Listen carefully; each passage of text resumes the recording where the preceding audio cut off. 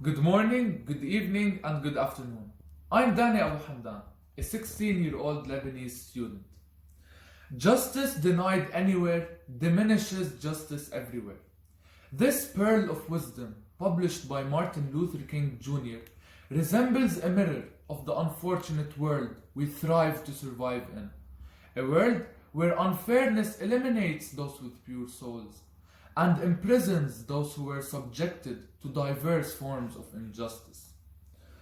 With our societies facing countless obstacles in the journey of reaching a sustainable well being, I find that the discrimination in peace and justice all around the globe majorly contributes to the unfulfillment of this goal. Frankly, I find it silly that these two traits are not practiced equally across different countries. Many factors subsidize to this disparity, including poverty, education, and socioeconomic status. For example, and according to the United Nations, 7.7% of American citizens live under the poverty line, while 82% of the Lebanese population are considered poor. Shocking numbers, right? By now, you are probably surprised by the hidden injustice you're living in. Well, let me enlighten you a little bit more. Let's give a thought about these poor families and their children surviving in Lebanon. What does the future behold to them?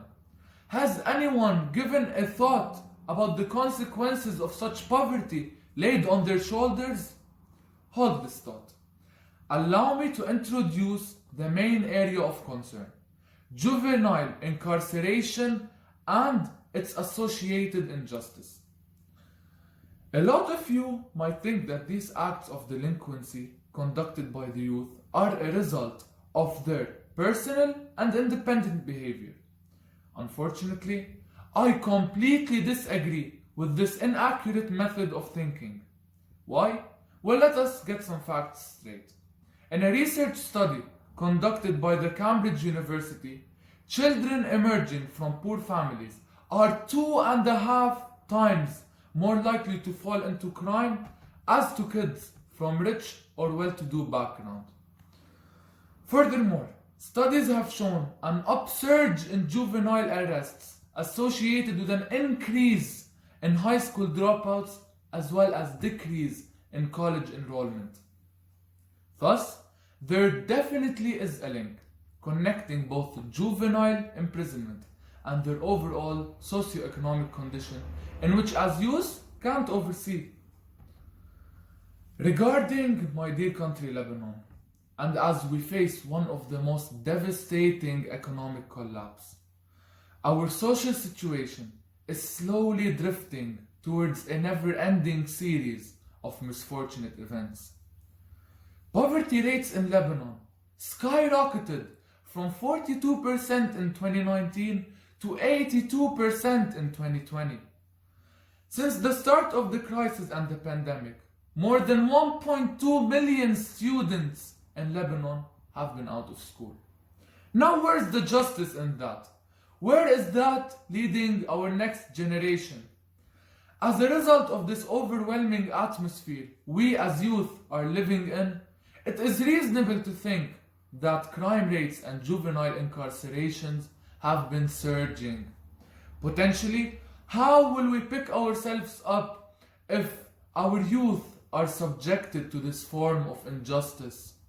If what we call the leaders of the future are being blinded by prison bars and the uncontrollable situation they must endure? Therefore, I urge non-governmental organizations to take a closer look at the inequality our youth are undergoing when it comes to practicing their lawful rights regarding well-being. Additionally, I call upon the United Nations to assist our children in attaining adequate learning by providing free and accessible schools with the necessary equipment in developing tomorrow's leaders. Moreover, due to the major collapse in our economy and local currency, any financial assistance from surrounding countries is a drop of hope in our sea full of dreams. Ladies and gentlemen, education is the key to unlock the golden door of freedom. So let us join efforts in handing over this key to what remains of our youth. Thank you.